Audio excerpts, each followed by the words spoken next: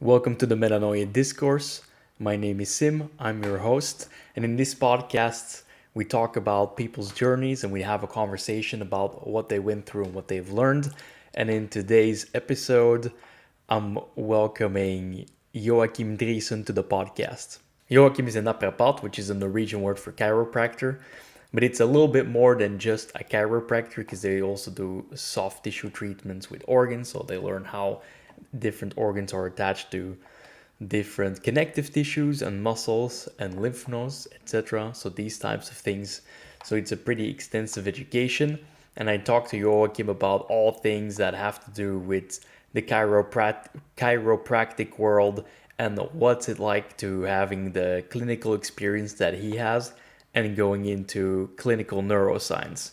We talk about clinical neuroscience, which opens up deep avenues about how things work when they're treating people, which is really fascinating, and why he decided to get into that.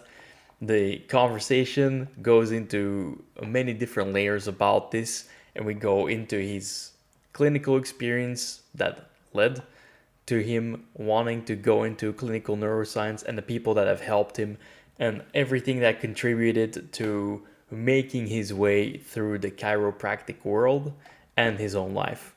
So I hope you guys enjoy this episode with Joakim Drysen. Things I remember you telling me is about you when you were growing up that you already had like abs and some biceps, right? So let's start with that. Okay, so a young kid, always into like training, working out, doing. I was playing football as a kid, Mm. and I never had a problem with like getting ripped. That's been like one of my. It's been my normal. Mm. But so as a kid, I always had abs, and I always had like pretty good muscle mass to do almost nothing. Mm. So so it's like a good start at least. Yeah, that's a very good start. And I think you attributed that to your granddad, right? Yeah, so In part. both my granddad on my mother's side, he did win the highest league in football Mm. in Sweden and play for some national team games and had a really good physique as a young guy. He was like but he was pretty thin, but like super fast, and one of the fastest player in the whole league, and was a forward and did a lot of goals. And as he get older, after like when he was 40, 45, 50, he started to do like classic bodybuilding, and he's always been had like really big arms, big biceps, and big pecs as well. So I learned he's like one of my biggest idols in my life, like just because both because of the physique, but also of the like how he spoke to me when I was a kid. He was like, I was putting a lot of time into soccer, and the only thing that mattered to him was that okay, soccer is important, but Joakim, you need to do your homework. You need to put effort in school. You need to do all those stuff as well, not just play football. Yeah. So that's why I really learned a lot from my grandfather.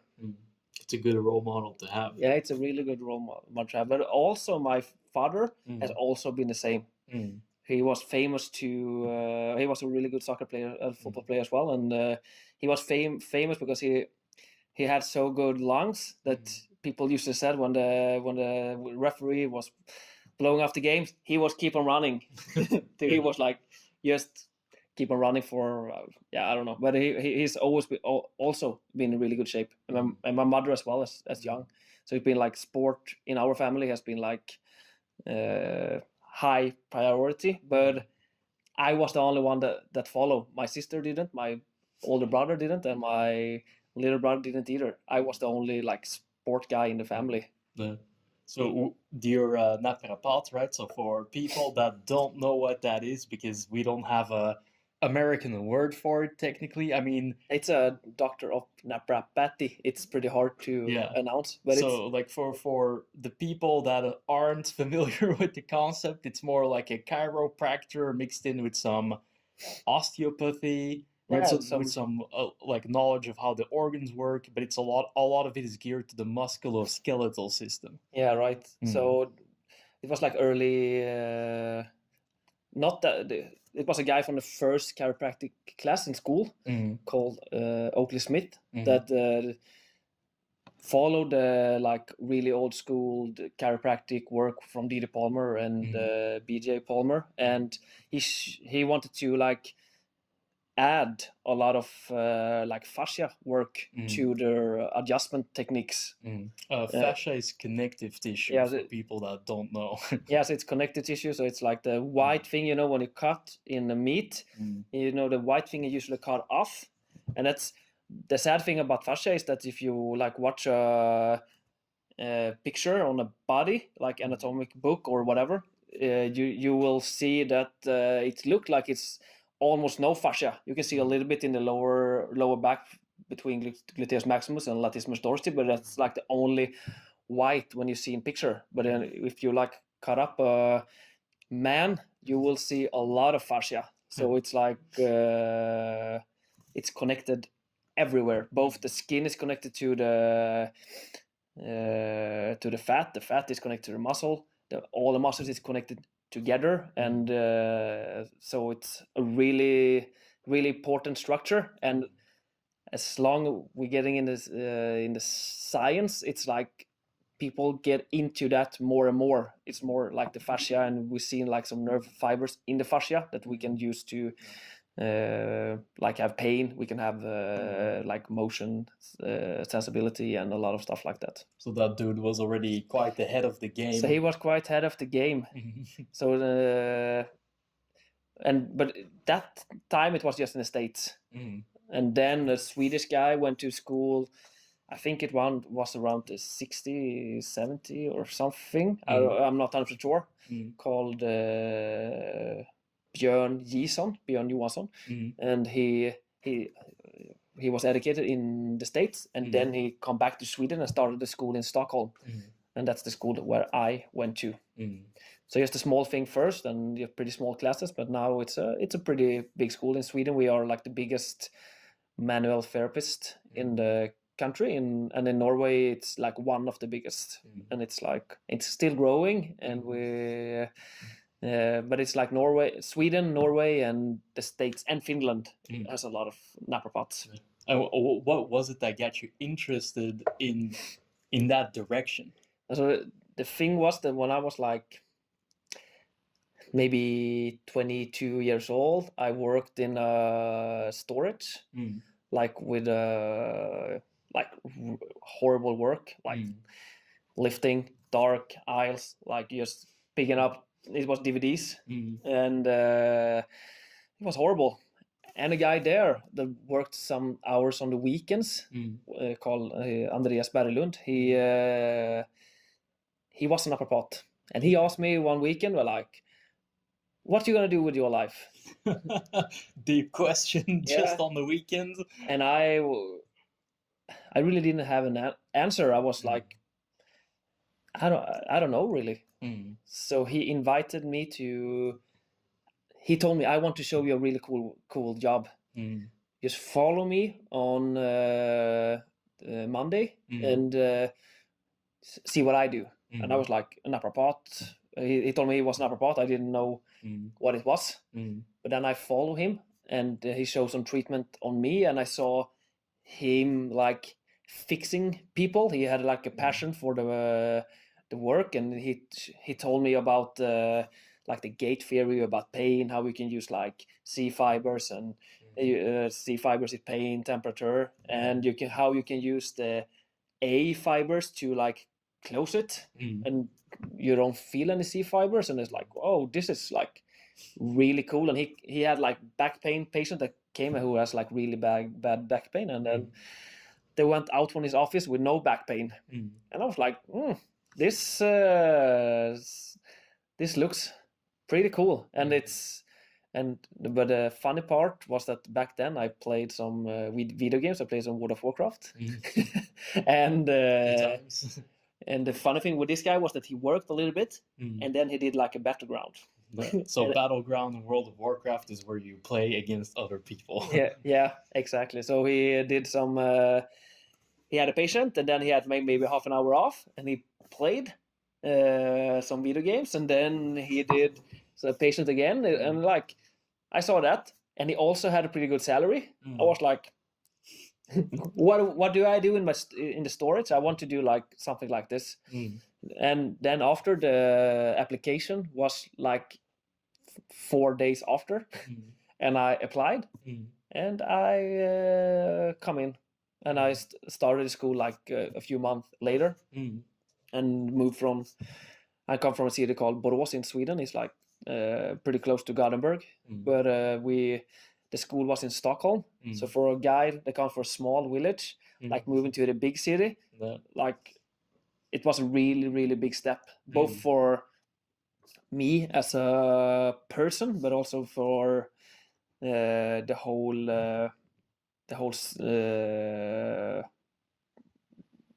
my whole life. It was a big step, and I don't regret that.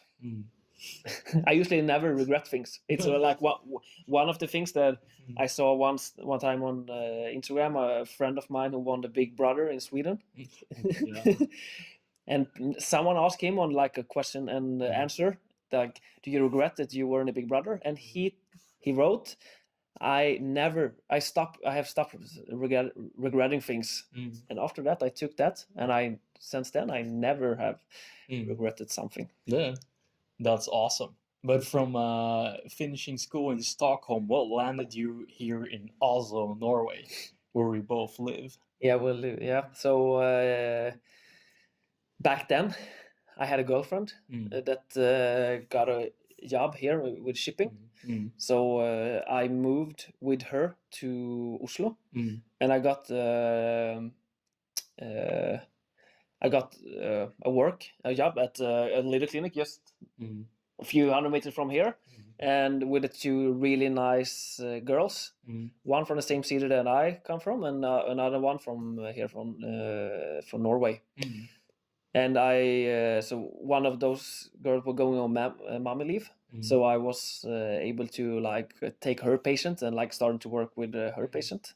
And so that's how I ended up here in Norway. Awesome. And you've been working here in Norway now for how long is it? It's 6 years. 6 years. Yeah, so we've been there for 6 years. So 2 years in that clinic, and then we got bought. But Naprapatlandslaget is like the biggest naprapat firm in the whole world, and especially here in Norway and Sweden, it's really big. So and that's where my holistic life maybe started. Getting into the juicy stuff. Talk a little bit more about like how these insights of the holistics, right? So like it started here, but who brought it to your attention, and then how did the implication or implementation proceed? Yeah, so ever since I was like 3 years old, I have like autoimmune diseases. I had like asthma. I use like inhalator like morning, night, and also every time I was supposed to do any like working out, and a lot of allergies to dogs, to cats, to horses, to like everything. So when I was 3 years old, we needed to put our golden retriever Tusse down because of me, because I was so allergic to dogs. And that's been like one struggle for me the whole teenage life, since I could remember. My nose was always runny, like it was like always my friends know me like this, because this was like how I sounded since I was like 8 years old till 28, and so a lot of stomach problems, a lot of like I didn't know what's wrong. No one didn't know what's wrong, but a lot of like pain and a lot of like bloating and gas and stuff like that. So I started here at Naprapatlandslaget with we are like 7 people here, but like 2 of the guys here got like really big like mentors to me, Ole Haslestad and Jesper Ask. And Ole is one of the smartest guys I know about, and he knows a lot about health. So when I started here, I have just heard about him, but I have never spoke to him before. But like he wrote some books, and he has doing some like classes for naprapat. So I started work here, and he heard me every day. I was like, my nose was runny. I was always a little bit like cold, like have a like low cold all the time, like sneezing, and was like, and for the first day he was like, it's gluten, and I was like, no, it's not. And this is just 4 years ago, and he's like, every time he heard me snore, he's like, it's gluten. No. I told myself no probably 100 times before. I don't know. I don't remember why, but I stopped eating. I didn't eat that much gluten. I ate like a little pasta, maybe once a week, and a little like bread every now and then, but nothing like every day.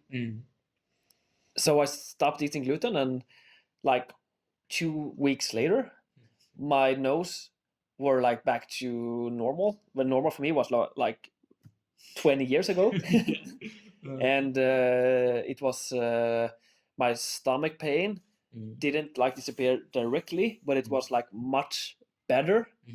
And so I was like, whoa, what's this? Well, like this can't be true, because I didn't think about those stuff before I met these guys. And then I was like, oh, I need to like try to go deeper into that. So I went like gluten free, milk free, egg free. I like took a lot of things away. I don't know exactly. I know that gluten was probably one of the worst, but like now afterwards, I don't maybe know exactly which one that were like really were like healing me, because my asthma is gone. I have like a dog now. Like she's on the floor. She's on the floor snoring. She's called Vagus. She's like 60 kilos, like a really French Mastiff, and she's a really nice dog. And I have not felt any allergic reaction to her. And if it was like just 5 years ago, I will be dead by now. So now, and I since like the second week after like getting gluten free, I was no asthma. So the asthma, I have the asthma medicine at home. Take it sometimes, like especially sometimes when it gets cold. It can be like in Norway, it gets cold. It gets cold. Months of like below minus. It's not very pleasant on the lungs. No, so that's so I have it at home, but I usually don't do it. I never, at least not in the last 5 years, used like antihistamine or the inhaler. That one I have, but like because I know when the asthma comes, it's horrible, and hopefully I will never get it again. But the thing is, like getting off that many products. After that, I've been like introducing like everything again, and now my stomach is like it's crazy. I can eat everything. I don't feel. I always feel good. So for me it was maybe a half a year off of a lot of things, and my gut were healed, and then now I can eat everything. So many people think like, okay, if you go gluten free and maybe when you come back, you will still have the problem. But for me, I didn't. I can go to Domino's eating a 2 large Domino's pizzas, and I feel nothing. I feel good. Yeah. So that's also like, it's a case about like the state of the gut and the whole microbiome and the entire symbiosis there, right? The gut lining, the mucosal layer, and all these other things that make up the gut strength, right? So some people would need to stay off of it for extended periods of times and do way more things in order for the gut to heal, and other people like need less time, or they only need to eliminate certain things, right? Because of the bio-individual element in there. Yeah, so that was the first thing that started. And my colleague has done like all Paul Chek school, like all his classes way back when he did a lot of classes in Sweden, in Halmstad, and he also went to San Diego and did a lot of classes there. So we have all the material at our office and all the books, and so I started to like dig into that, and also watch every video on Paul Chek on YouTube. So for people that aren't familiar with Paul Chek is he's most definitely like the grandfather of the holistic movement. I mean, not necessarily in the sense that he invented a lot of these things, as much as he read a lot of these things and brought them all together, and then created an educational system around that, and then started certifying people. Yeah, if you guys have not seen him, you should go into YouTube. Just name Paul Chek, and then watch a few of his videos, because they are really good. And he was the first guy that made me even think about like spirituality, about like thoughts, health, about physique, and about like that everything is connected. And after that, it just span off. I have done a lot of digging, a lot of reading, and I have started to get a pretty big library at home. Like a lot of books and a lot of hours, like reading about like health. But I put most of my time is to do like muscle, skeletal pain, and also like some like pain treatment and like health for my patient, more than I'm pretty not done, but I'm like how I feel right now. I feel pretty good. So it's been so after Paul Chek, I started to read a lot about light as well. Yeah. So I started. So one thing we can go back to speak about both my father and my grandfather again. It's been like I met many people in my life, but the two that are loving the sun the most are my father and my grandfather. Never ever used a sunscreen. They are always tanned, even during the winter, and they both one are like some of the healthiest guys I know. So my relationship to light started like when I was really young. I didn't know it back then, but I can go back and look to my life, and like I know that if you ask my friends from I was like 10 years old, we spoke about earlier as well, as I always had abs and I was like pretty fit as a kid. And the thing is, first sun, it didn't matter if it were winter or summer, 30 degrees or like 10 degrees minus. When the sun was out, I was shirtless. And my friends always told me that, you just want to show off. And for me, it was never about that. For me, it was something else. I didn't know it back then. I just felt like really good about being in the sun. And that's like one of the biggest points that Paul Chek is making, is that you should, the only one that knows that if something works for me, Joakim, is my body. Nothing else. I can read papers, I can read books, I can read whatever, but the only really good, the only answer, the only real answer is in here. like how I feel. And the sun, something in my family, but everyone loves the sun, and I think it makes my like autoimmune disease a little better. Yeah, It's been like I felt good, and I felt like really good, so that's why I probably did it.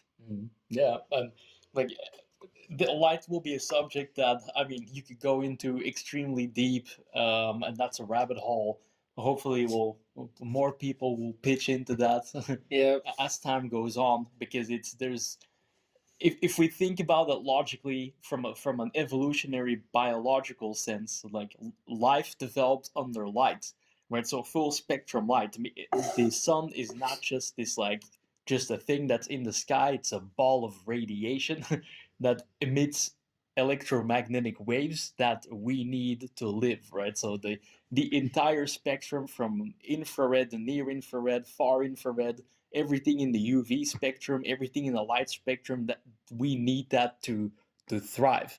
And Joakim, even if you might not see it on the video, if you're looking from on YouTube anyway, he is quite tanned, regardless that like we haven't had much sun. I already been. If someone was in Frognerparken here in Oslo a few days ago, if you saw a guy running shirtless, that was me. So there we go. So I'm. It's the same thing. And when I do it in my head, I feel that. Do I do it because I'm still pretty fit, right? Yeah. So it's like people probably think that I want to show off, but in my head, I don't care what people think. I'm like that old right now, so I can like I don't care. You can look, you can like judge me, but I will not judge you, and I will just be in the sun, living the life, and we will see who will live the longest. Yeah, so that's like I mean, we know that there's a lot of back and forth on the sunscreen thing, and it's just another one of these elements where it's like, okay, but if we think about it from a logical standpoint, on an anthropological sense, like almost any other culture that lived under the sun didn't have sunscreen. So how is it that in the last 60 years, let's say, or maybe 40 years, the sun has become our enemy, right? It's just something to consider. And a lot of I'm not sure about you, but when I change my nutrition, or since I have changed my nutrition more to or like animal based, so I'm pretty carnivore right now, I have had way less incidences of being burnt. Yeah. And of course, like I go swimming in the winter and the entire year through, so I keep kind of front loading my skin to be able to handle this. Yeah. So yeah, I don't know if it's in nutrition, but it probably helps as well. But for me, in my head, I'm building a resistance ever since the first sun in January, and so that's where it starts. So I think, of course, if you do like 95% of what people do right now, if you are inside all day and then just go out in a bikini in July in the summer here, like 35 degrees, you need sunscreen. Yeah. But the sun is not the problem. It's your life that are the problem. It's your inside life. So we are built to getting out to the natural light and getting into our circadian rhythm because like Sim was speaking about before, the sun should come in the full spectra, and when it comes in the full spectra, depending on which time it is outside, which like if it's autumn, if it's winter, if it's spring, if it's summer, the light will be a little bit different. So the light that comes on your especially eyes and also your body will give you will tell you, okay, now it's July, it's like 12 o'clock, and and then your hormonal system will like change after that. And that's why like looking into like whether it's the most blue light, it's like in the middle of the day, and you looking at the phone, are you watching YouTube right now in the night and look in the screen, your body screams that it is 12 o'clock in July. So then it will fuck up your circadian rhythm and change your sleeping hormones to your awake hormones that are like cortisol, noradrenaline, and a lot of other stuff. And the problem is that happens. You're getting too less melatonin when you're gonna sleep, but also, especially both for girls, but I usually speak about man health. It's like the testosterone is also getting racked if you have like your light wrong. So I do it for the testosterone, I do it for my tan, and I do it for like just feeling good. 100%. And what was the thing like after lights or besides lights that you felt like Paul Chek or just the holistic thinking kind of brought into your environment? Now, so I've always been like a guy that when I get into stuff, I'm like 250% into it. We share that. Yeah. So and that's the same thing with football. It's the same thing with CrossFit. It's the same thing with computer gaming. It's the same thing with school. If the school is interesting, I do that all in. But one thing he teach me were that, okay, I am a fire person. I am a person that doing a lot of fire, but we also need water. We need a balance, and we also need earth, and we need wood as well. But like just speak about water and fire. I have a lot of fire in my life, a lot of fire, both inside because of my autoimmune disease, like with inflammation, and also like doing really hard workout, and doing everything like all in. So he teach me something like you have working out where there's fire, but you also should be doing like working in stuff, like breathing, like resting, like getting ice bath or whatever. Do stuff that will, because fire, it takes energy from you. Working in stuff like water, it gives you energy. So you put in time and you will get better. So that like was one of the big thing that Paul Chek was teaching me about. And also like if you gonna teach about health, you need to be healthy as well. And a lot of health person has not done the whole journey. They still they say they feel good, but I don't. Normal, we can speak about that. Normal right now is being like sick, eating some heart pills, and having like a little high blood pressure, and feeling a little anxiety, a little depressed. That's normal, and that's a really big problem. We should aim for being much better, and at least I do that. When I see my results, when I go to a doctor and do like a blood test, I don't want to be in normal. I want to be much higher, because I've seen normal out in the street and they look horrible. They are fat. They don't look happy. They don't smile. They have no energy. No energy. They complain.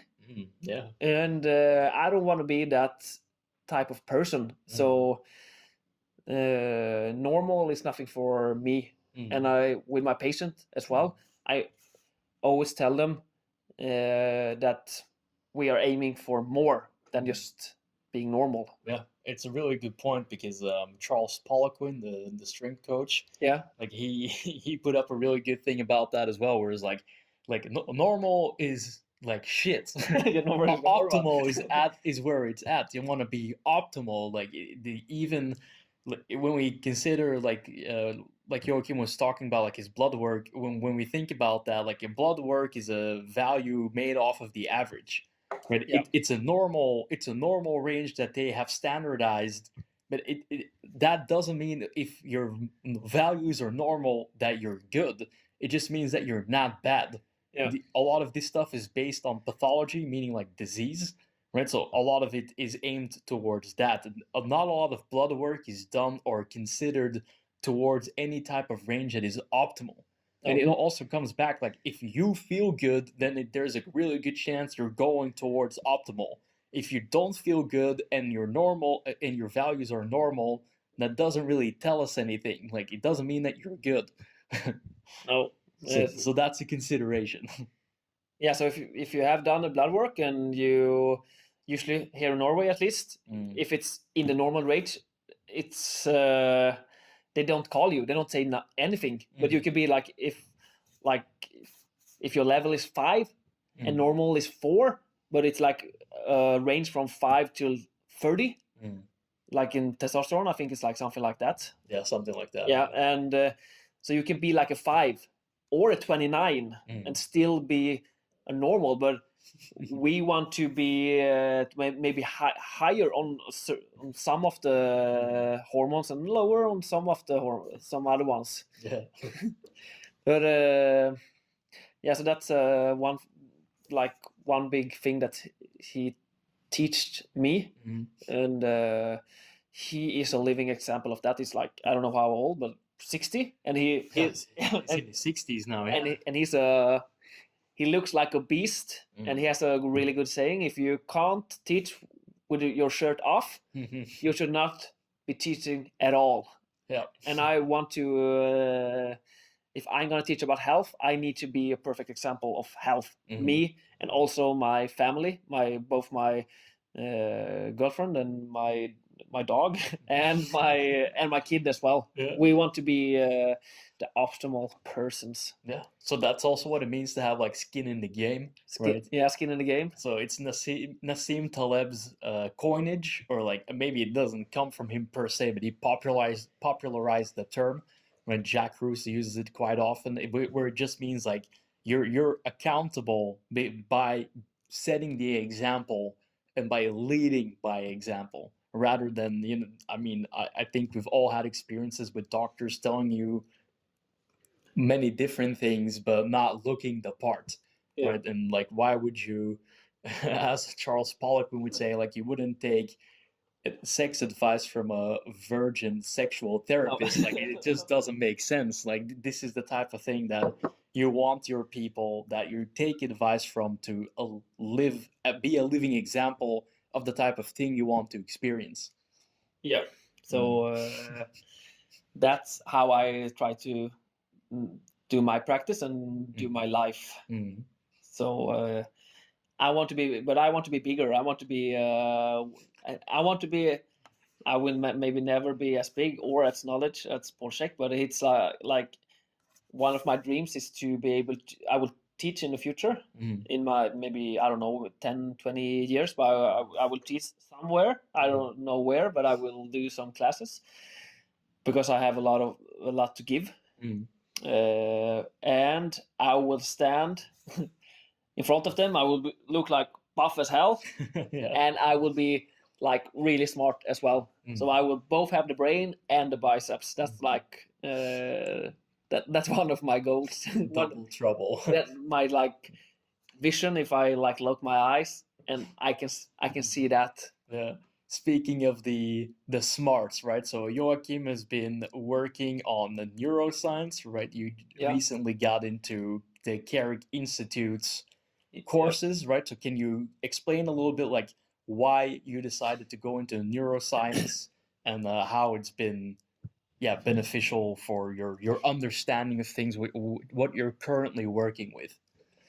Yeah, so Naprapat, my occupation, has always been telling me that we see the whole person. We no offense to the nothing to the chiropractors now, but in my school we learned that okay, we see the whole body, we see the muscle system, we see the fascia, we see the joint, because we do the cracking, we do like massage, stretching, and it's not true, but like we said back then that the chiropractors is doing, they just crack, they don't see the whole body. So I thought back then that I did like a holistic really good treatment for my patient. But then, like totally randomly, maybe I don't don't remember, maybe 2 years ago, I met a really loud American guy at the gym. I was doing CrossFit, and CrossFitters is usually pretty like loud themselves, but it was one guy that was like standing out, and he did a lot of sounds, and I was like, what is this? Yeah. So I think I introduced myself. I introduced myself as a chiropractor, and he was like, I'm a chiropractor as well. And it's like, whoa, cool. And then I was looking at his Instagram, and then he was doing some treatments with I remember like a girl that had some like, have you ever heard of a primitive reflex? No. Okay.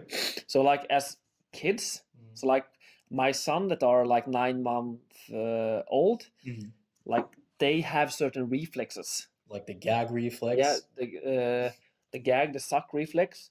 They have like something called glabella reflex, that if something comes at you, you lock your eyes. You have like a neck reflex, so when you turn around, your body will do in a certain way. So if you like fall, or Moro reflex, if you fall, your arms will like get up, so you can. So it's like a safety safety thing for kids. But the thing is, like as our brain is developed, like when because a lot of those reflexes are like a little like lower, maybe brainstem, pretty central stuff. But as our like brain develops, like goes like especially our cortex, it's like turn those reflexes down. Sure. Okay. But like we can still see them in some adults. So if you have like a concussion or a problem with maybe some infection or whatever, like brain damage, those reflexes can appear. Okay, and that's not a good sign. No. So that's usually happen with like patients that will have like neurodegenerative problem when they are getting older. Like, but it usually happens when they're 80, 90, and like getting sort of like Parkinson or Alzheimer's or the frontal temporal dementia or whatever. But so this guy, Jonathan Arkin, Dr. Jonathan Arkin, he had a patient that had a few of those reflexes that he filmed. And then he put on red glasses, red glasses on her eyes. So just glasses with a red filter. Just glasses with red filter. Okay. And all the reflexes were normal. Okay. Okay. And that was like, he talked a little bit, a few seconds, and then he took them off. They were there. Took them on, nothing. I was like, this is strange. Back then I had just heard of the primitive reflexes and like maybe spoke about them a little bit in school, but we don't use it. And then I scrolled further down, and then I found he did he treated a ADHD kid with a laser pointer at his hip, laying on a foam roller and doing some patterns in the roof. And I was like, this looks pretty strange for me. Like that's out there quite a bit. Yeah, just treating like muscles and like normal pain. So yeah, I spoke to him a little bit more, and after a while he was like asked me if he can join my practice a day and like just see how I work, because he didn't know what a naprapat was. He thought I was a naprapat, something else in the States. It's like more, it's like something else. So he followed me for a day, and we were doing some treatment, and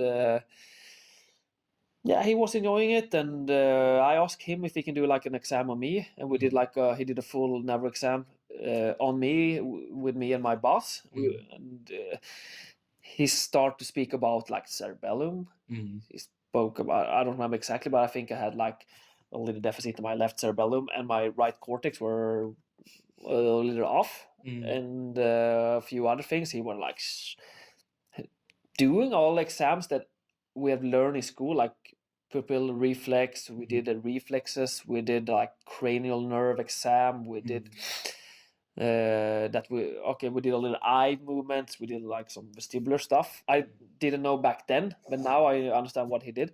But so I was like, this is like a new world. And and right away we spoke a bit more with the bosses, and we hired him in our office. Nice. To have like a neuro expert here. And he's also something called applied kinesiologist that's doing kinesiology as well. That is a type of chiropractic technique that like a little bit mixed. Kinesiology is, I don't know exactly, I'm not an expert on it, but it's like they use a lot of muscle testing to like help diagnose. It's a little bit like maybe mixed between chiropractic and the Eastern techniques with like the like acupuncture, meridians, and a lot of like organ stuff, a lot of muscle testing connected to a lot of organs and stuff as well. And so I was like, I need to learn more, because he was I was like really low, and when he spoke, I didn't understand anything. Yeah. And I was like, this is something I want to do, but I didn't know exactly how to start.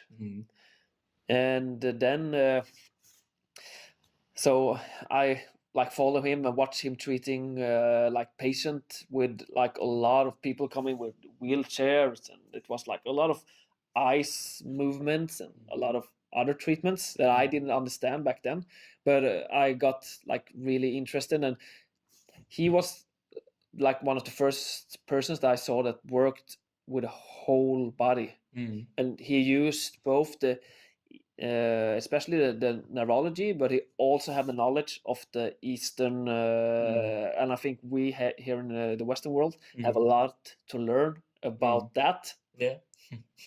And so he worked like with a full body. He did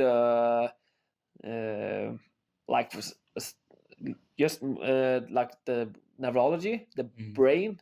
He tested the cerebellum, he tested the mesencephalon, he tested pons, he tested medulla, he tested cortex, parietal lobe, frontal lobe, temporal, like occipital lobe. He tested like everything, and it was like when I spoke to him, he was like, "Yeah, this nuclei here," and it's like, what?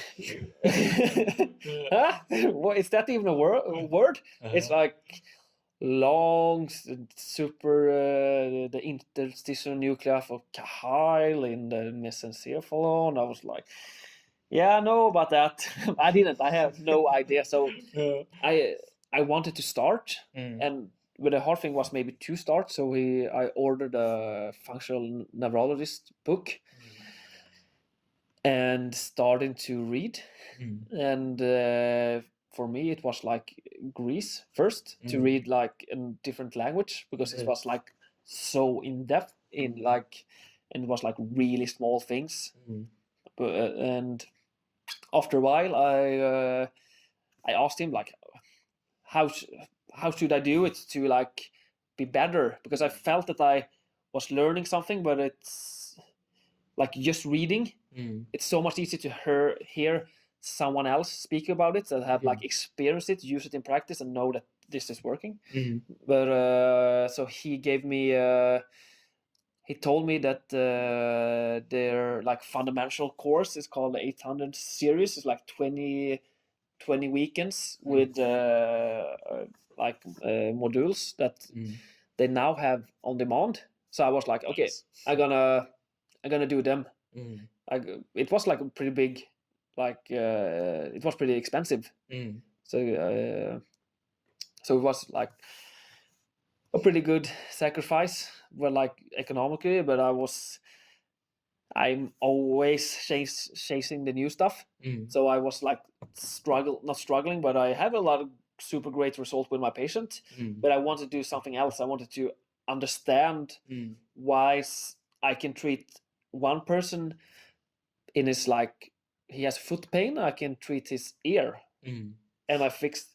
But because in the beginning, I did that. I worked with like a lot of like my feeling and a lot of some like muscle testing to like getting the treat like way different body part that the patient really have trouble with, and I fixed the body parts. But I didn't understand like how is this possible. But for me, it's like back then it was like, yeah, the neck is connected to everything. If they have pain somewhere, like if I crack the neck, it's maybe get better. But and a lot of people is maybe like satisfied with that explanation. But for me, it wasn't. I wanted to like get into I wanted to understand, and I'm on my way to understanding. It's still. So I've been doing neurology, clinical neuroscience for maybe 1.5 years. And I've been studying. I have like credit hours, like from the institute, almost like 400 or 500 hours.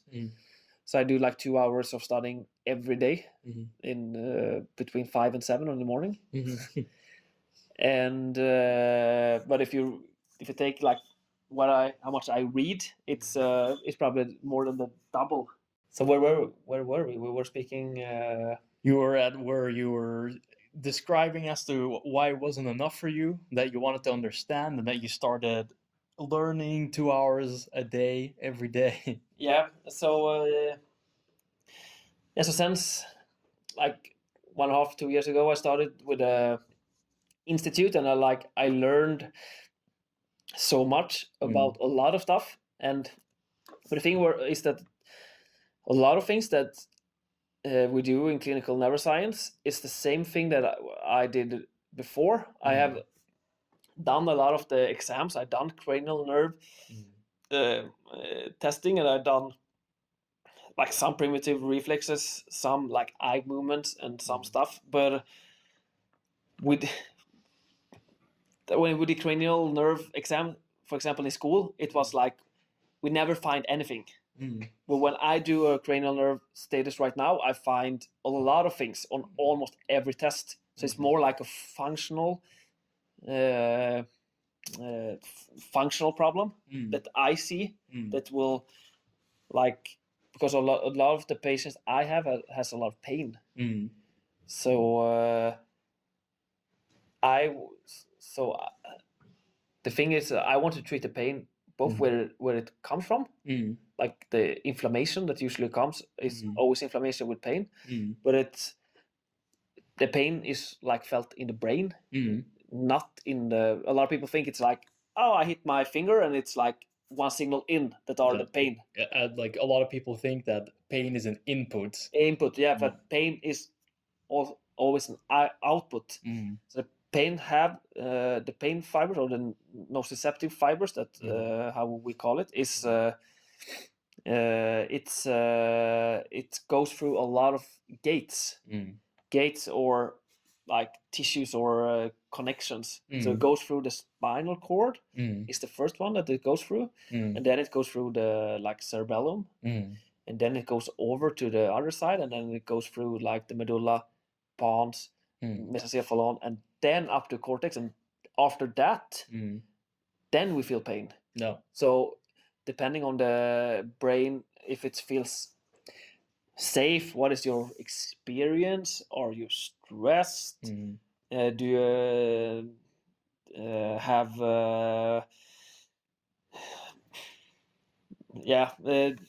like a lot of other things, but like then it will give you pain.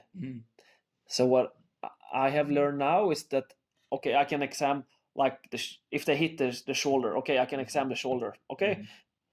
A lot of times it's not the problem in the shoulder, but I can then go to like the next step. I can like examine the spinal cord, and like, okay, is it something wrong with the gating here? Is it too much stimuli that comes in that then goes up to the brain, or is it something in the brain stem that I can see? or is it something in the cortex, or it's also thalamus and it could be basal ganglia as well, but it's like a little bit too advanced to maybe speak about right now. Yeah. But the thing is that, okay, maybe people will ask like, okay, how do you examine a brainstem? And it's not that hard. We spoke about like the cranial nerves before. So the cranial nerves are the one that are the nerves in your neck, right? No, or at the base of your skull. Now in your, that goes into from your brain. Okay, from your brain. Yeah. So the other ones, the spinal cord, the other one, the other nerves we have comes from spinal cord. Yeah. But the cranial nerve has like directly connection to the brain. Gotcha. Yeah. So they have like, they come from the first one, it comes from the cortex, and then second, third, and fourth comes from mesocephalon, like the midbrain, and then 5, 6, 7, 8 comes from pons, and then the last 3 comes from medulla. So I can use my cranial nerve exam to see, okay, how does I can test like the vagus nerve, for example, and I can see like, how does that work? How does their like palate in their mouth? It's like, does it goes down when they say the test the doctor do, right? And you can like make them gargle water, and if you can't do 10 seconds, it may be like some dysfunctional. But what I usually see with my patients, that usually have like some things in the spinal cord, a little things in the brainstem, and a little things in the cerebellum, and also little things in the brain. But like most of the treatment that we are teach in school is like cerebellum based, like cracking, like massaging. It's like stretching. It's especially the cerebellum we are hitting. But then we're using a bottom up treatment. But like when you starting to studying neurology, you will learn to do a top-down treatment. So say, for example, if they have pain in their shoulder, and you that was really normal, is that you don't see there's nothing wrong with the shoulder. The structure is pretty good, it's normal, it's like they have motion, but they still have pain. So what it means is mechanically that there's nothing wrong with the joints, right? So whether ligaments, tendon, muscle tissue in the capsule itself. So it could be that something on the way is not working as it should. And then we know that, okay, I make this pretty easy, but it's much more advanced than I would tell you. Let's take eye movements, for example. If you follow my finger and do like eye tracking, I think we call it pursuit. It comes from a lot of part of the brain, but it's like, just say, for doing it really, really simple, we say it comes from the parietal lobe, part of the cortex. And so the shoulder is good, they have pain in the shoulder, it could be in parietal lobe, we have homunculus, the sensory part of our cortex, and it could be that part of homunculus, our sensory cortex of the shoulder, that is not doing so great. So then I can try to do a like pursuit eye movement and see if does that change their pain. Sometimes it does, and sometimes it don't. So if it were you that were my patient, and I find that, okay, a pursuit, do a 4 or 5 pursuits to one side, and then we will see. And I test again the shoulder. Okay, now it's better. Okay, then I know that, okay, maybe I will use a top down treatment on you, but the next patient I will use something else. So I learned that everyone is like individuals. Everyone have their own nervous system, their own brain, their own history, their own experience, their own traumas, and the like science world try to find one factor that will fix it. For each thing at any given time, regardless of whether it's a neurological thing or not, right? So we've fallen into that trap with depression, anxiety, autism, like it doesn't matter, you name it, they'll try to find one thing for it. So if we take shoulder pain, for example, so like how like paper could look is that okay? A lot of people have like take impingement in the shoulder. That's like one of the most common diagnose that people give that was like given to people. And so what they do, okay, they see, okay, do adjustment works on this patient or not? Adjustment is the cracking that chiropractors and naprapats and osteopaths and some physio is doing. So they test, okay, we do like we do like a certain type of cracking and see if it works. And the science, and if you do that, if you do the same on every shoulder patient, that will never work. That is so stupid and that is so horrible. But the thing is that even like my teachers in my school is using those type of like papers to like telling us that the adjustment is not working. Like we had a course here in Norway with like one of the teachers from school came and he gonna teach us about like lower back and pelvic pain in like the scientific proof way, and he was like, the adjustment is not working. And then I was like, okay, what do you mean? And he said that he has some like papers that were like speaking about that, and this is how I am. I went home because I didn't have I had like just a link to the paper in my notes, and I went home, looked at the paper, and it was like, okay, lower back pain. Okay, what non-specific lower back pain is like the normal diagnose. And what they did, we do L3 in a rotation to the right on everyone. And it was like, it doesn't work. And even my teacher, that should be one of the teachers in school to teach us like how to treat people, he was like, cracking the lower back is not working on lower back pain. And we were a lot of naprapats there, and I spoke to a lot of people after, and it was like, this is the stupidest thing we ever heard, because like we do that every day, but we never do L3 on everyone. So in some lower back patients, I do the neck. Some lower back patients, I do the thoracic spine. Some lower back patients, I do the foot. Some lower back patients, I do the eyes. So that's a big difference. And the randomized control studies will never be able to do to tell us what the manual therapist that we are doing a good work, because it's made for medicine. It's made for one pill.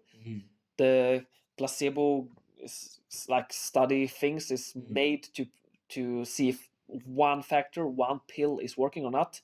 And the problem is that they use it on our like thing that I do, but it's like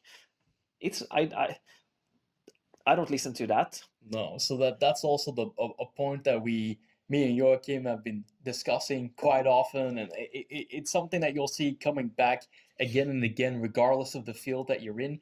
Like whether it's in medicine, whether it's in like chiropractics, whether it's in strength training. So when you're using studies, like there's almost nothing that can account for the wide variety of bio individuality, right? So whether it's nutrigenomics, which is nutrigenics, so like when we talk about like how many different RNA or DNA deviations there can be in a person alone on one thing is immense, like let alone the gut bacteria, all these other things. Like Joakim said, it's your own nervous system, right? It's your own brain. You've gone through your own experiences, all the epigenetic switches, right? So there's so much that can differ from person to person, even in identical twins, right? So born from the same seed and the same, what is it, like egg, right? Yeah, that's the one.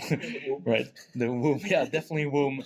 Right, even they will experience completely different things because different epigenetic factors are going to be activated, but even before that, they'll have different RNA sequences or different things in their code wherever it expresses itself that will be different from their identical twin, right? So we only see them as identical on their genome, so that their human DNA, like it doesn't account for anything.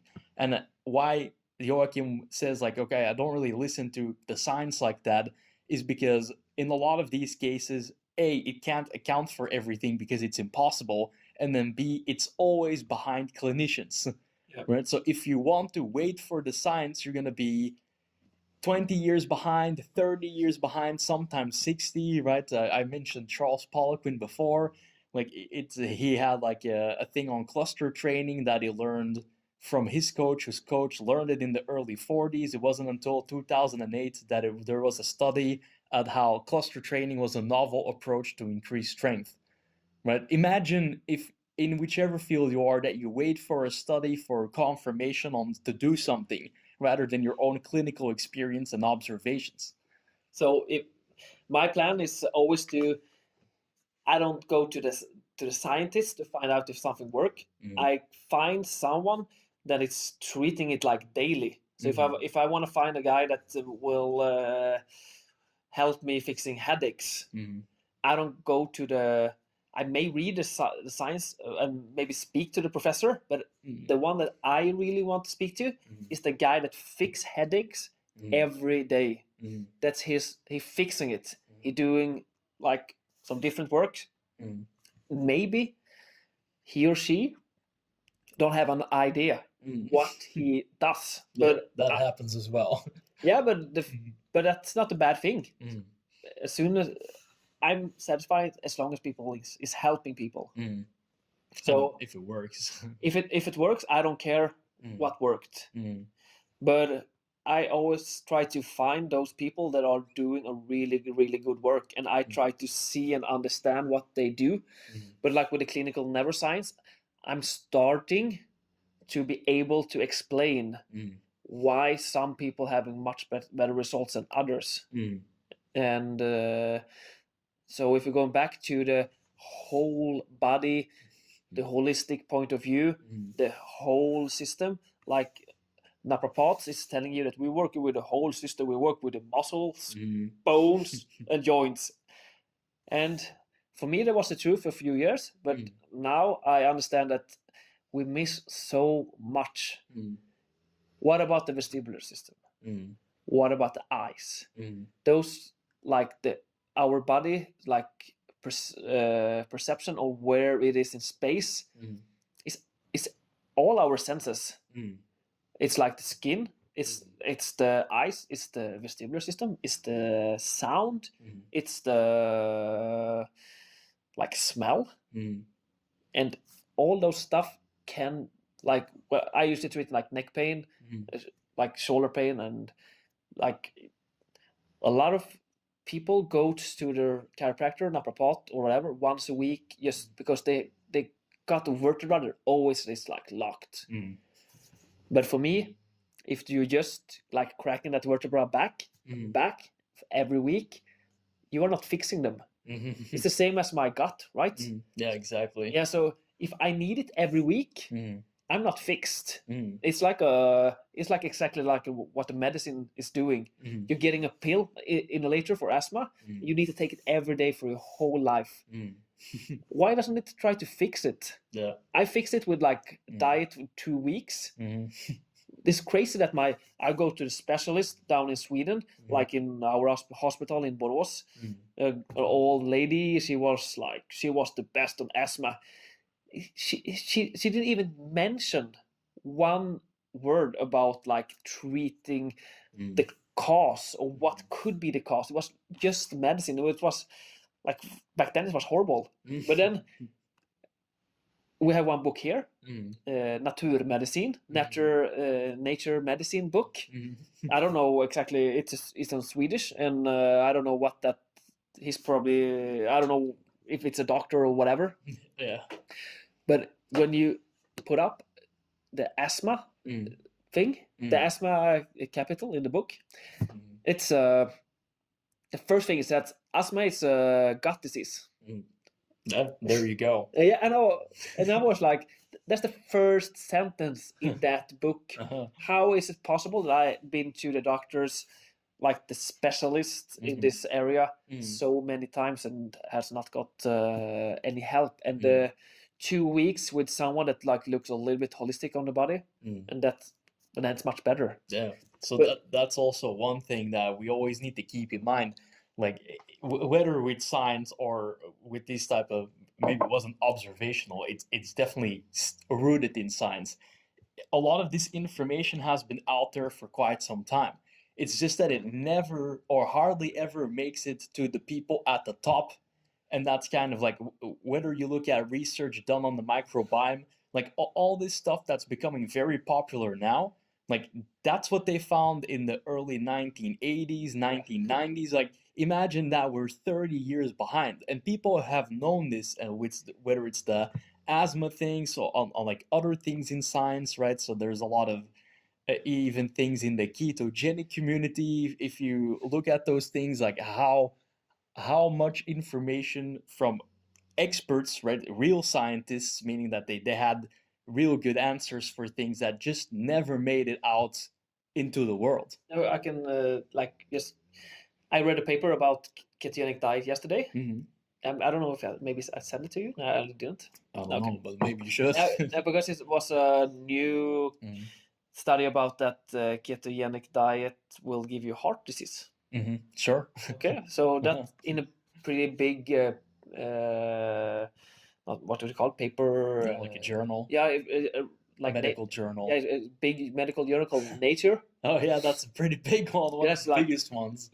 One of the biggest ones. So they were like, okay, the ketogenic things can like hurt your heart. So the ketosis. Okay, I was like, okay, that's good. Then I was reading the study and was like, I always ask, okay, what is which type of ketogenic diet is they using? Good question. And it was soybeans. Oh Lord. It was corn. It was like, it was just bad stuff. Yes. It was like, and it was rats as well. But but we can speak. We don't need to speak about that. But still, they was like telling you will get heart disease from that. But then you like look a little bit deeper, just first before the first label, because the thing was that if you want to diet, you need to download the appendix. Yeah, right. Now, because you need to have the whole things and then download the appendix. It's like pretty hard to like see if it's like really true or not. Buried in the appendix, it's a good place to hide things. Yeah, exactly. And if they do that, that's already a sign that this is a little sketchy. And creating a lot of confusion. And like that's the thing with a lot of these things, like whether or not you're a lot of science, as we know, is about like, okay, how are things done, right? It doesn't matter which diet you would take. Like if I would go on a ketogenic diet with all the like the ketogenic cookies and all the other things that they're making now, like that's not the same as a whole foods keto based diet, or let's say a low carb high fat diet that is whole foods based. And we could say the same for paleo. If I went carnivore and I only ate the processed meats, right? So really bad pork, really sad pork, the deli meats, or like all the processed stuff, like it's not the same as you going to get a grass-fed steak, right? So there's things you want to take into consideration when these types of studies come out. Like you need to look at how things are done, and then of course put it in relation to a lot of the other information, because I think that's one thing that we see in general, that people take one study that and then it goes like, oh, this one thing, because it said that, it disproves everything else that came before it. But it does very hard. Yeah, it doesn't work that way, right? It needs to always be put into the scope and the perspective of the things that have came before it. Yeah. So I don't know why we ended up in the ketosis. Well, we were talking about because of when you were talking about like the gluten, or like actually your gut being connected to asthma. The from the clinical neuroscience. Yeah, so that you're behind. I think my point that I tried to make made 15 minutes ago.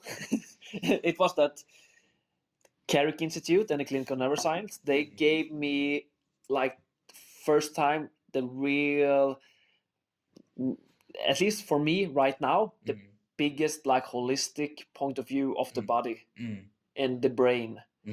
And the brain is the boss of everything. So we really need the brain to do whatever. I can hear my colleagues say it's a muscle problem, it's a muscle, but if you cut out the nerve, it's the muscle is relaxed. And it's like, did you know that they have never found a trigger point? Did you know that? No, I have no idea. No, but have you felt the trigger point in the muscle? It's like what they would call like muscle knots, right? Muscle knots. Yeah. But do you think they have found someone like in the dead people, and like if they take out the muscle, do you think they had it? Apparently not. It's not there. No. So it's like a trigger. Because there was a lot of, I guess like 5 years ago, that with the foam rollers, that was like a big hype. Like, oh, you need to get rid of all your trigger points, right? That the muscle would be clogging, right? Nodding to a certain degree, but apparently that's that's not true. But if the thing is that I was teach that way, and a lot of other people, masseuses, naprapat, physio, a lot of chiropractors is working with that thing, with that point of view that I'm treating the trigger point. But they usually have great results. So the thing is that, okay, the treatment is not wrong, but the explanation of why, because they don't do the whole part. They do like just looking at, okay, if it's pain in the muscle, it must be the muscle. But if you understand more than that's like that's a baby talking. If you hear a therapist tells you it's in the muscle, if you're not like getting hit in the muscle or maybe have a muscle sprain or a tear, but it's still a tear, it's usually your nervous system somewhere else that are like fucked up. So it's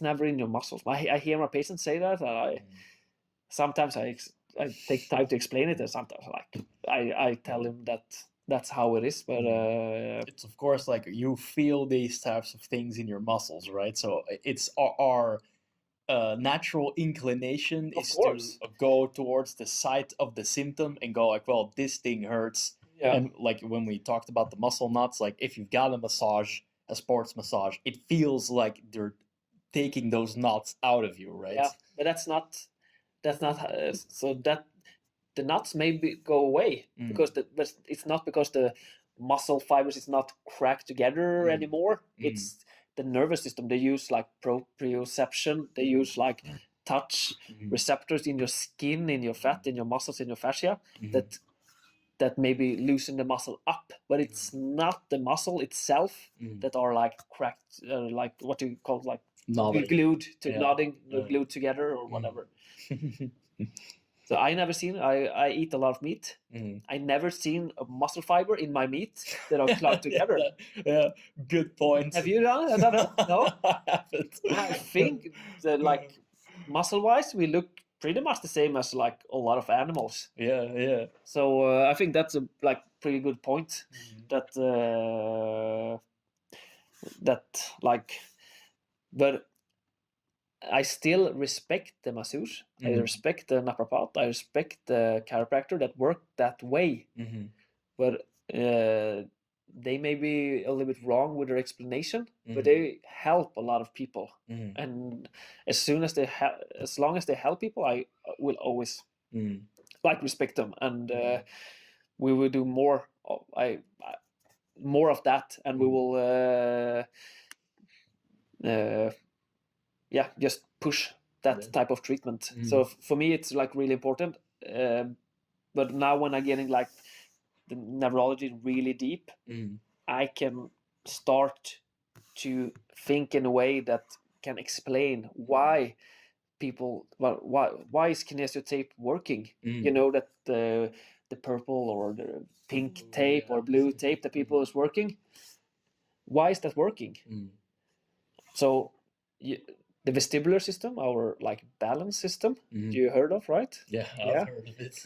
That's like a really misunderstood system in the naprapat, chiropractor, physiotherapist work. If you're not like have a special degree in like treating vestibular system. If you take posture, for example, so if you have a head tilt to your right, like if you have a biomechanic model, you think that if you sit to the right, the only like reasonable way should be to crack it to the left to getting it like more like biomechanical good alignment, right? Yeah. And if you have a shoulder like in front, you should crack it back. But in the vestibular system, it's the opposite. So in the vestibular system, it works like this. So if you have like a deficient vestibular system on one of the sides, it doesn't need to be in the peripheral ear. It can be central in your vestibular nuclei in your brainstem. If you have like less signal on one side, so if you get pulled to the left, so if your perception of your movement in your body, in your brainstem, is to be pulled to the left, what will you do with your head? If you know someone pulling to your left. Yeah, pulling to the left, yeah. Now, so if you get pulled to the left, you will tilt to the other side. But it's on the side that you are tilting that your deficit, where you have your deficit. So sometimes, not every time, sometimes it's biomechanical, but if you don't examine the vestibular system and see if it could be the vestibular system, you're just guessing. So if you put someone on a foam or a balance pad and then you see that, okay, they have a tilted head to the right, you close their eyes and they fall to the right. That's a sign that maybe we should adjust treat into the head tilt, where we were taught in school. If I told my teachers in school, they will laugh to me that you can, if they have a left head tilt, you cannot adjust them even more to the head into the left head tilt. That's like in our world, it's like, that's stupid. That's a big no-no. That's a big no-no. But now I'm starting to understand that if you have a vestibular influence, that's maybe be exactly what you should do. And so, and that could be like the same thing is in your, if you have a deficit on one side in your vestibular system, so your body thinks you're turning to the right, for example. Okay, so you could use the skin or the muscles or whatever. So if you are like, if your body thinks you turn to right, if you like contract if you treat the right biceps, you train the right biceps, it will make you move to the left, right? So in our vestibular nuclei, it's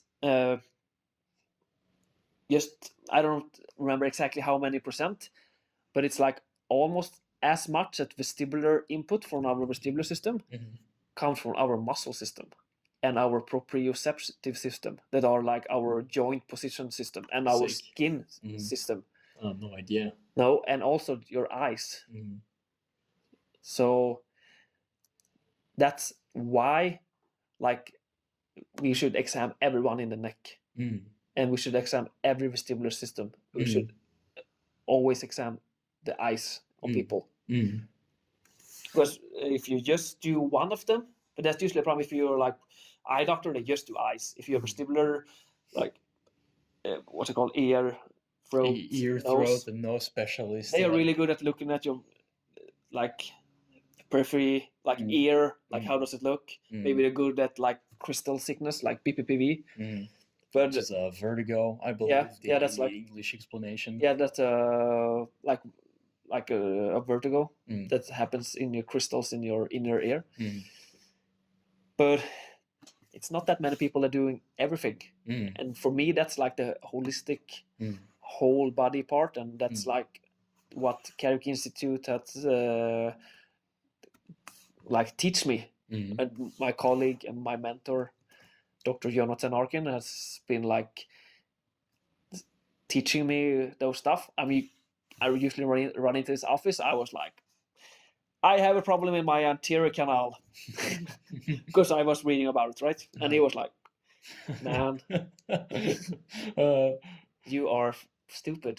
That's not how it works. So, because you don't have a problem in your anterior canal. I was like, I tried to explain because my hamstrings is chronic tight since I was like born.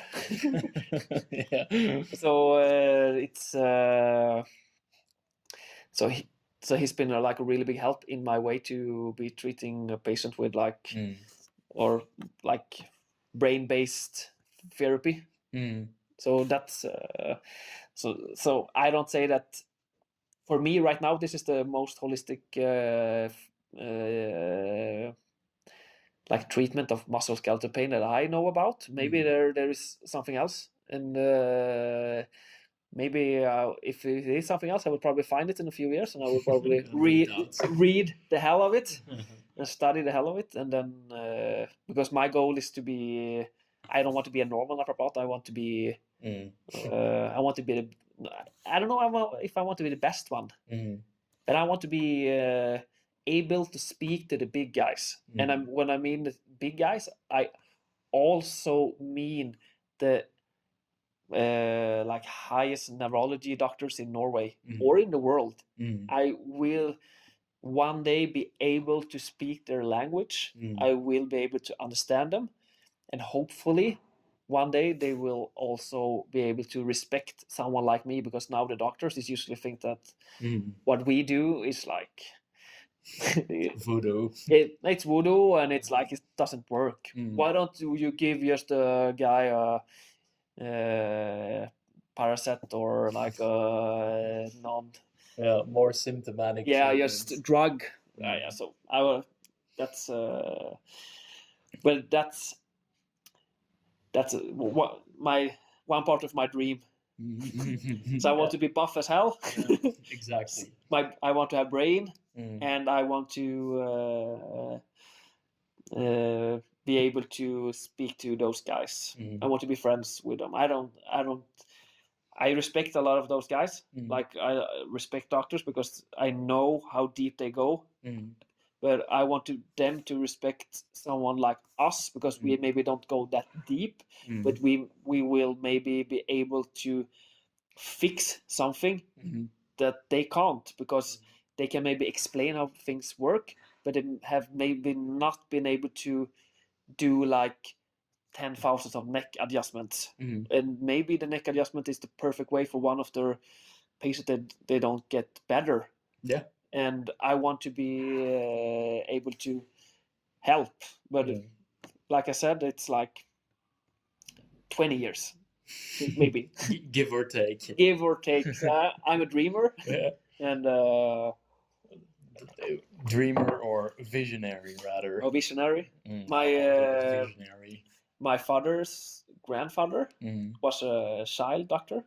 Yeah, a pediatrician. A pediatrician, yeah. And worked down in a city called Karlskrona in Sweden. It's like he worked during the Second War, and in Sweden we have a lot of our marine there. So if Sweden was like were not in the war, but if it was something that were close to it, it was Karlskrona, because it was like so south in Sweden, and like if some country wants to take us, Karlskrona will be one of the first places to go to. Tactical position. Yeah, really tactical. But I met his name was Anders. I met him once. I don't remember it. I was like 1 week old. But I remember it because I've been told it to me, and it's a picture. He was blind. He was deaf. He was lying in his deathbed. I was 1 week old. My mother put him in his hands. So he was blind and deaf. He did a full exam on me, like he did. Like how you do with kids. do the hips, you do the reflexes, you do everything. So like it was just a few days before he died. So we did like a full exam. I don't remember, but I know that my mother and father told me about that situation, and for me, that's like one of my goals as well. It's like when I'm on my deathbed, I want I want to be interested. I wanted to do things like that. If it's treating kids, I want to be able to examine them, even though I'm blind and deaf and whatever. So it's a high bar to set. That's a high bar to sit. I like it. But it's I have like met him once, but I still he's like one of the idols for me as well. So I respect him a lot. Yeah. And I actually he comes and visits sometimes and like just knock on my shoulders and say that I do a good work. Yeah. So I know that he's there. The ancestors are looking out for you. Yeah, exactly. So my grandfather, he's the one with the biceps, he's also dead, but he's also here and speaking with me sometimes. Yeah, that's cool. So with all of these things that we just talked about, like if people were starting out, like what's the one thing you would tell them to be mindful of or get into, like the one tip to get them started? The one tip is the thing that Paul Chek teach me, like the only right thing you can have is your body. The only thing that knows what's right for you is your body. If someone tells you to go vegan and they have like a lot of good argument, like try it for a month and then like, okay, I feel bad. Okay, that's not good for you. Okay, and it's the same thing if you meet a carnivore guy that's like making a lot of good arguments about anti-nutrient and it's about like grass-fed and whatever, and then you eat just meat and then you feel like crap. That's also wrong for you that day and that time. Maybe in the future it will be better. So you should also always like keep that updated every day. Be like, okay, I'm tired today, but like try to see what you have done. You will, if you search, you will find like patterns and things like that to see where you have your problems. So that's like listen to your own body and then don't listen to people. Like try it, make your own, and also try to, if you hear a vegan speak, try to find someone on the further way on the other side, like carnivore, and then maybe take the best of both worlds, because the vegans do some good stuff maybe with the organic and like eating like good, like we should take care of our environment. Maybe their explanation is a little bit wrong, like how the cows is farting and stuff. It's like less cows than ever, and they still try to make the cow as the bad guy. But we guys that I'm not carnivore, I'm maybe carnivore-ish, eating a lot of maybe or like animal based. So, and the most important thing for me is like the nature and like the soil and that the cow that we eat is having a good life. So try to find like an argument from the both sides and then try to mix it together and try to see what fits you. Yeah, because you are your best and your only authority on how you will experience life and everything you put inside your body. Yeah, but sometimes you maybe need some guidance. Of course. You are still the boss over what works for you. So it doesn't matter that your colleagues have done fasting for 3 days and feel super, and you do fasting for 3 hours and you feel horrible. That's so you need to like feel what it's working for you. That's like my biggest point. We in our society we has like forgotten our own body, our intuitive wisdom. Yeah, exactly. So it's like if you ask my dog what she eats, she knows. But if like she knows what the best food is, or like whatever animal in the jungle, But if you ask, like, we are so confused. It's so many books that tells you so many things, and it's never. And for me, I look at the guy that, okay, if I do CrossFit, I wanted to find the best CrossFitter, and I want to see. I want to train with him. I want to listen to him. I want to see what does he do that the other guys is not doing, because they put in the same time. And the same thing is with health. So if you have like a friend or someone that like not just looking good, but you see that they maybe have a really good energy, a good feeling, they take care of their wives or their husband, they are good with kids, they are like good people, they don't need abs, but they like they love life. Try to see what they do. Maybe you don't need to do exactly like that, but they like speak to them and listen and see. Maybe they can guide you in a way that you can try, and maybe it's not for you, and maybe it is. So that's like find people that you're looking up to. I think like idols is not that common anymore. Yeah, well, yeah, role models. Role models. I mean, you could use the word idol, but like but like health role models is not. Well, I mean, it all. It's not on Instagram. It's not like the bloggers here in Norway. Like they're doing like silicone in their butts. Exactly. It's not those guys. We should not listen to them. Maybe someone. Maybe she feels really good. The only one that knows if she feels good is herself. But I think something is probably wrong there. Probably. But yeah. So the thing is to find the proper role models and model yourself after to what feels right. Yeah, like listen to people. Find someone. If you're a therapist, like how I am, find the one that like treating things and try to see what he does with the patient. It could be a way as she speaks, or how she cracks, or how she giving her medicine, or it's like whatever. Yeah, like try to see and try to learn and be humble, try to listen. Don't think that you are like better than everyone else, because it's always someone else that are like knowing more than you, and try to find that person and try to learn and try to and it doesn't need to be people that you know.